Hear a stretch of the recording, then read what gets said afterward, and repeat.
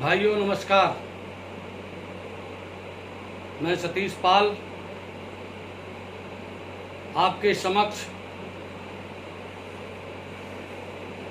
महीनों से कुछ बोल रहा हूँ, कुछ बातें कर रहा हूँ, बातों बातों में योजनाएं बना रहा हूँ। लक्ष्य निर्धारित किया है, लक्ष्य निर्धारित भी कर रहा हूँ और लक्ष्य बहुत बड़ा है और लक्ष्य का नाम है, लक्ष्य है कि भारतवर्ष के समस्त गरीबों, मजदूरों, किसानों, पिछड़े वर्ग के लोग, दलितों में,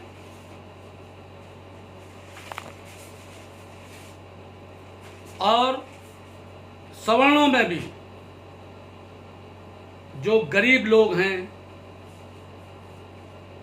जो संविधान की परिभाषा में, सरकार की योजनाओं में वो गरीब की परिभाषा में आते हैं, किसी भी योजना के वो पात्र हैं। सामाजिक विषमता में, आरक्षण के मामले में, नौकरियों के मामले में, धन के आवंटन में, धरा के आवंटन में, जमीन की प्राप्ति में, जंगलों में जिनका जो हिस्सा है उन्हें वो मिलना चाहिए। ये भारत देश हमारा है, हम यहाँ के मूल निवासी हैं, हम यहाँ के रहने वाले हैं।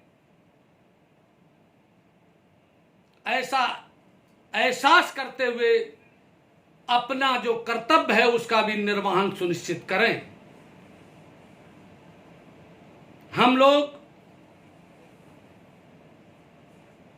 सिर्फ कमाने में, खाने में और बच्चा पैदा करने में, जनसंख्या बढ़ाने में और वोट देने में और जिसकी हवा चल जाए उसकी तरफ जाने में और वोट बनने में, जैसे कहावत होती कि लोग कहते कि वोट बना दिया, उसी तरीके से लोग हमको बरगला देते हैं, बेवकूफ बना देते हैं और प्रधानी में भी वोट ले लेते हैं, जिला पंचायत में ले लेते हैं, बीडीसी में ले लेते हैं, एमएलए में ले लेते हैं, एमपी में ले लेते हैं और इसके बाद हम सब लोग जहां के तहां हैं। यह असलियत खुल करके इस कोरोना वायरस के समय पर पूरे विश्व के स्तर पर आई है, क्योंकि टेलीविजन का माध्यम, इस सोशल मीडिया का माध्यम जिस पर हम आपसे बोल रहे हैं, पूरे विश्व की बातें आती और जाती हैं। कुछ देश ऐसे हैं जिन्होंने अपने देश में इस पर बिल्कुल पाबंदी लगा रखी है, तब भी वहां से कुछ कुछ निकल आते हैं। जैसे चाइना का अपना रेडियो है, उनका अपना टेलीविजन का चैनल है, उनका अपना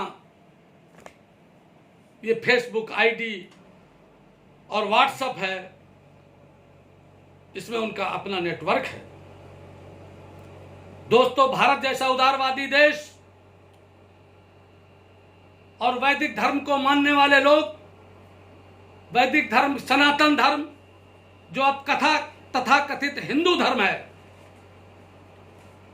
दोस्तों, मैं बहुत से लोगों से ये बात कहा करता था कि हिंदू नाम का कोई धर्म नहीं है।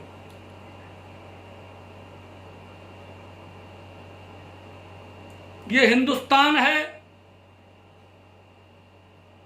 अंग्रेज अंग्रेजी में इसको इंडिया कहते हैं, उर्दू में हिंदुस्तान है, और हिंदी में भारतवर्ष है, और भारत माता है।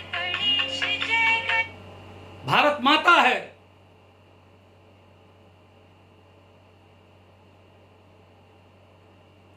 भाइयों, इतने बड़े देश का, जिसकी आबादी आजादी के समय पर 50 करोड़ के आसपास थी, आज 135 करोड़ हो गई है। नेताओं के अंदर सत्य बोलने की क्षमता नहीं, ताकत तो नहीं। आज कायदे में जनसंख्या नियंत्रण पर भी एक कानून आना चाहिए कि 2 बच्चों से ज्यादा यदि कोई भी बच्चा पैदा करेगा, चाहे जिस धर्म का हो, चाहे जिस जाति का हो, उसका वोटर राइट खत्म कर दिया जाएगा। चाइना ने बहुत पहले एक लड़के का एक्ट पास किया था, कानून बनाया था, फिर उनके यहां बैलेंस बिगड़ा और बुढ़े लोग ज्यादा हो गए, तब उन्होंने 2 के लिए खोल दिया है। दोस्तों, जो लोग अच्छे नेता वो होते हैं, अच्छा राजा वो होता है, और पहले राजा लोग भी ऋषियों, फकीरों, उनसे सबसे बात करके चलते थे। क्योंकि जो त्याग करता है, जो जितने ऊंचाई पर बैठता है, जो हिमालय की चोटी पर बैठेगा, उसको उतना दूर का दिखाई देता है। तो जो लोग त्यागी और तपस्वी होते हैं, जिन्हें देश की चिंता होती, समाज की चिंता होती है, उनको बहुत दूर का दिखाई देता है। ये बात मैं इसलिए कह रहा हूं दोस्तों कि जब मैं छोटा था, जब मैं भैंसे चराता था और बगल से ट्रेन जाती थी, जब कालका मेल झीनक स्टेशन से 1:35 के आसपास दोनों तरफ से हमारे गांव में निकलती थी, कलकत्ता जाने वाली और दिल्ली जाने वाली, तो मैं सोचता था कि एक दिन इस पर मैं बैठूंगा। सोचता था कि एक दिन मैं मंत्री बनूंगा, और बना। ये दोस्तों, ये कल्प वृक्ष है, यहां किसी जाति की सत्ता नहीं है।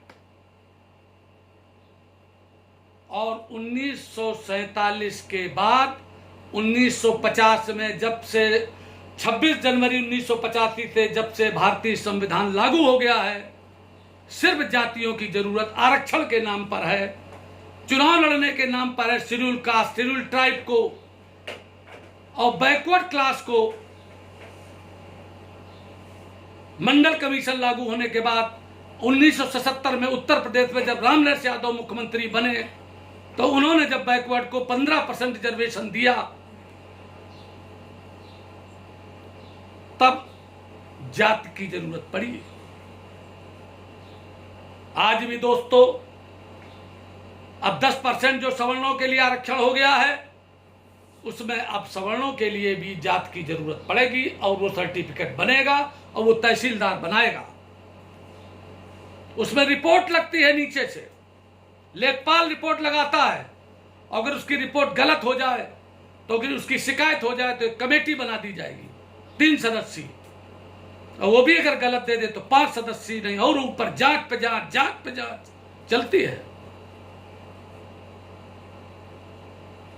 मैं दोस्तों ये कहना चाहता हूं, जो नेता जनता को बरगलाता है, मैंने लालू यादव जी की एक बार स्पीच सुनी थी, उन्होंने कहा था कि अगर WTO की बातें मान लोगे आप, यदि उसमें शामिल हो जाओगे, जब राजीव गांधी जी थे, तो आप नीम के पेड़ की दतून नहीं तोड़ सकते हो। जनता को बरगलाया। तो जो बरगलाने वाले नेता हैं, उनकी सबकी दशा खराब होती है। झूठ बोलने वालों की दशा खराब होती है। लेकिन दोस्तों, मैं कभी हाथ पर हाथ धर करके बैठने पर विश्वास नहीं करता हूं। मैं सुबह से शाम तक मेहनत करना, दूरंदेशी के साथ काम करना, मजदूर की तरह नहीं,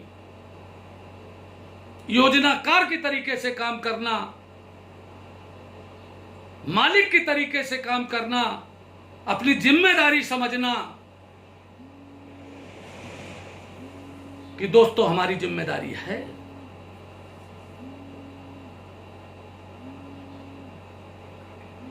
हम पूरे भारतवर्ष में परिवर्तन लाएंगे। पंचायत के चुनाव में जिस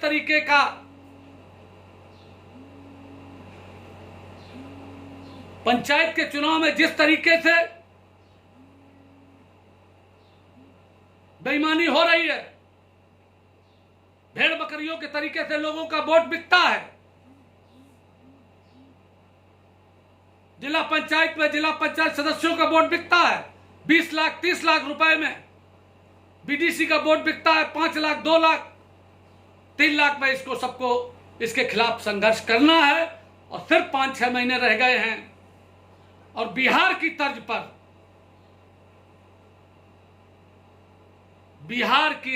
पर अट पिछड़ों का आरक्षण प्रधानी में, मेंबरी में, बीडीसी में, ब्लॉक प्रमुखी में, जिला पंचायत अध्यक्ष में कराना है। और वो दोस्तों तभी होगा जब लाखों आदमी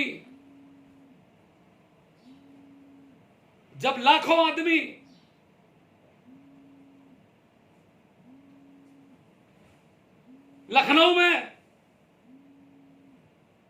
इकट्ठा होकर के और सरकार को ये दिखाएगा कि जिस देश में रानी और मेतरानी का वोट बराबर है, हमारे साथ ये अन्याय हो रहा है।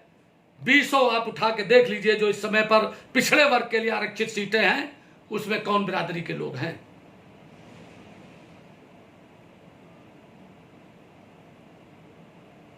आज मंडल कमीशन का फायदा 27% का उत्तर प्रदेश में एक भी गडरिया कलेक्टर नहीं है, तो उसके पीछे कारण क्या है? तो वो लोग कहते हैं कि तुम लोग पढ़ते ही नहीं हो। तो मैं उनसे कहता हूं दोस्तों कि जब मंडल कमीशन नहीं था तब सब सवर्ण भर्ती हो जाते थे, तब तुम लोग कहां चले गए थे? उनके सामने तुम बराबरी नहीं कर पाते थे, उसी तरीके से तुम्हारे सामने ये गडरिया, काछी, तेली, तमोली, नाई, बारी, कुम्हार, कहार, केवट, ये सारे लोग नहीं कर पा रहे क्योंकि उनको अच्छी शिक्षा नहीं मिल पा रही है। क्योंकि आप लोग बढ़ गए हो ठेकेदारी करके, मंत्री बन के, मुख्यमंत्री बन के, एमएलए बन के, एमपी बन के, दरोगा हो गए हो, पुलिस में भर्ती हो गए हो, चारों तरफ से तरक्की कर गए हो, तो आज तुम हम लोगों का हिस्सा क्यों खा रहे हो? और उसके लिए कोई नेता लड़ाई नहीं लड़ सकता दोस्तों जो किसी राजनीतिक दल में काम करता है। क्योंकि अखिलेश यादव और मुलायम सिंह यादव कभी नहीं चाहते कि मंडल कमीशन में विभाजन हो। मायावती कभी नहीं चाहती। मैंने मायावती से कहा था, बोले मैं ये नहीं करूंगा, मैं तुम लोगों को मंत्री बनाऊंगा, विधायक बनाऊंगा, लेकिन ये नहीं करूंगा। वो इसलिए नहीं करना चाहती थी क्योंकि वो जिस बिरादरी से आती है वो अति दलित में से उनका सबका हिस्सा ये लोग खा जाते हैं। तो ये सामाजिक न्याय की लड़ाई हमें लड़ना है, ये हमारा उद्देश्य है, मेरा लक्ष्य है, जिसके लिए मैं संगठन को तैयार करना चाहता हूं। और उसी के लिए कहता हूं दोस्तों बार बार कि उठो मेरे देश के गरीबों का खे उमरा की दरो दीवार हिला दो। ऐ मेरे देश के गरीबों उठो, अमीरों के ये जो महल खड़ा है इसकी नींव हिला दो। और जिस खेत से न दहका को मैसर हो रोटी, जिस खेत से किसान को रोटी नहीं मिलती, उस खेत के एक एक खोसे गोंदुम माने उस खेत के एक एक बाली को जला दो। अगर आरक्षण से हमें कुछ नहीं मिलने वाला है, हम लोगों को कुछ नहीं मिलता है, तो हम तो एक ही नारा देंगे कि आरक्षण का सही बंटवारा करो वरना आरक्षण बंद करो। जब हमें कुछ मिल नहीं रहा हमें बेवकूफ बनाया जाता है। विभिन्न दलों के लोग सिर्फ चमचागिरी करते हैं, जूतों में पालिश करते हैं कि हमें टिकट मिल जाए, हमें एमएलए बन जाए, बाद में मंत्री बन जाए और अपने समाज का यूज कर ले, समाज को गुलाम बना दे। तो दोस्तों, मेरा लक्ष्य है कि समाज की गुलामी की जंजीर को काटना, गुलामी की हथकड़ियां काटना, गुलामी की बेड़ियां काटना और संपूर्ण गरीबों की बेड़ियां काटना। और उसके लिए मैं अति दलित, अति पिछड़े के साथ असंगठित क्षेत्र के किसान और मजदूर के लिए भी जो सरकार की योजनाएं आ रही हैं, वो योजनाओं को उनके तक पहुंचाने के लिए मैं दोस्तों एक बात करना चाहता हूं कि हर जिले से जो जिला स्तर पर काम करना चाहता है, जो मंडल स्तर पर काम करना चाहता है, जो ब्लॉक स्तर पर काम करना चाहता है, गांव स्तर पर काम करना चाहता है, क्योंकि आखिरकार गांव स्तर पर ही जब कोई चीज पहुंचेगी, हर घर में पहुंचेगी, हर घर का नौजवान बेटा सरकार की योजना में, सरकार के द्वारा जितनी भी योजनाएं हैं, जैसे कौशल विकास योजना के तहत सरकार ने हर ट्रेड में प्रशिक्षण का काम किया है। मैं आप लोगों के पास भिजवा रहा हूं, सारी योजनाओं की सूची भिजवा रहा हूं। हर गांव से लोग मुझको व्हाट्सएप करें, अपना नाम भेजें, अपना बायोडेटा भेजें। मैं सबको यहीं बर्रा से, कानपुर से मैंने आईटी का हब बना दिया है और प्रशिक्षण के लिए भी मैं करूंगा, चारों तरफ से करवा रहा हूं। दोस्तों, आप सब लोग सीधे सीधे मुझसे जुड़ो और उनसे उम्मीद मत करो जिनकी नीयतें खराब हैं। मैंने सारे नेताओं से जानता हूं और सब नेताओं को मैं चुनौती देता हूं कि अगर कभी कोई जरूरत पड़े तो मुझे किसी दिन बहस के लिए बुला लो। एक उस पर मैं अपनी बिरादरी के नेताओं के बारे में भी जानता हूं। शेड्यूल कास्ट का सर्टिफिकेट पाने से आप बिरादरी का भला नहीं कर देंगे। ये धनगर दूसरी बिरादरी है, उसकी रिपोर्ट आ गई है। हमारे नौजवान बेटों को, बच्चों को आप क्यों दिन रात गुमराह किए रहते हैं? वो अगर एमबीबीएस में भर्ती हो गए तो बेचारों को लगा है कि आखिर में कहीं न चला जाए। ये लड़ाई राजनीतिक है और मैं जानता हूं कि राजनीतिक पार्टियां इसका दुरुपयोग कर रही हैं। मेरे पास भी खबर आई थी समाजवादी पार्टी की तरफ से कि आप धनगर का सर्टिफिकेट बनवा लीजिए और इटावा से चुनाव लड़ जाइए। मैंने कहा हाँ, मैं चुनाव लड़ जाऊं, इसके बाद मैं जांच में फंसूं, फिर मेरी जांच होने लगे, फिर मैं चिंता में रहूं, मेरा परिवार चिंता में रहे। मैं चिंतित समाज देखना नहीं चाहता। मैं चाहता हूं कि स्वतंत्र समाज हो, विकसित समाज हो, भय रहित समाज हो और सीना तान के चलने वाला समाज हो। और सीना तान कर कहे कि मैं गडरिया हूं, काछी हूं, तेली हूं, तमौली हूं, नाई हूं, बारी हूं, और उसको लगे जैसे हम कर्पूरी ठाकुर जी का नाम लेते हैं, उनकी प्रतिमाएं लगवाते हैं, उसी तरीके से आप सब लोगों के बारे में इतिहास के पन्नों पर आपका उत्तर प्रदेश में नाम हो। मध्य प्रदेश में 3% धनगर के नाम पर रिजर्वेशन है, गडरिया की ही वो कौम है, ये बहुत अच्छी बात है। सबको एक करते हुए और सब गरीबों को एक करते हुए पूरे हिंदुस्तान में लड़ाई लड़नी है। यही बात कहते हुए मैं अपनी वाणी को विराम देना चाहता हूं। एक बात जरूर आखिरी में कहना चाहता हूं, बड़ी चीज पाने के लिए बड़ा त्याग करना पड़ता है, बड़ी मेहनत करनी पड़ती है, बड़ी लागत लगानी पड़ती है, बड़ा समय लगता है। जब आजादी की लड़ाई लड़ना शुरू हुआ तो आपको पता ही है 1857 में जब शुरू हुई थी लड़ाई, चमड़ा के उसके नाम पे कि कारतूस पे चमड़ा लगा है, और उस समय का जो सबसे पहला स्वतंत्रता संग्राम सेनानी था उसका भी आप नाम जानते हैं। और 1947 में देश आजाद हुआ, माने कितने साल लगे? 1857, 1947, 90 साल में देश आजाद हुआ। जने कितने मरे, जने कितने चले गए। राधा स्वामी जी का मंदिर बन रहा है, 135 साल हो गए हैं। इस तरीके से और भी तमाम चीजें हैं, तमाम मकान, जितना जो चीज होती है। पेड़ जब बड़ा होता है तो अंडा का पेड़ 6 महीने में फल फूल दे करके बढ़ करके नष्ट हो जाता है, और वही आम का पेड़ और बरगद का पेड़ और पीपल का पेड़ जब 10 साल में बड़ा होता है तो हजारों वर्ष छाया देता है। इसलिए दोस्तों जरूरत है दीर्घकालीन योजना बनाने की और उस योजना के तहत काम करने की। नकारात्मक बात हमें किसी की सुननी नहीं, निंदा हमें किसी की करनी नहीं, और कोई निंदा हमारी करे उससे हमें कोई परवाह करनी नहीं, क्योंकि हमारा लक्ष्य पवित्र है, हमारी धारणा पवित्र है, हम न्याय के पथ पर हैं और न्याय चाहते हैं और न्याय हम लेकर के रहेंगे। ये हमारा संकल्प है। यही बात कहते हुए अपनी वाणी को विराम देता हूं और कल मैं सामाजिक न्याय समिति पर आपके बीच बोलूंगा।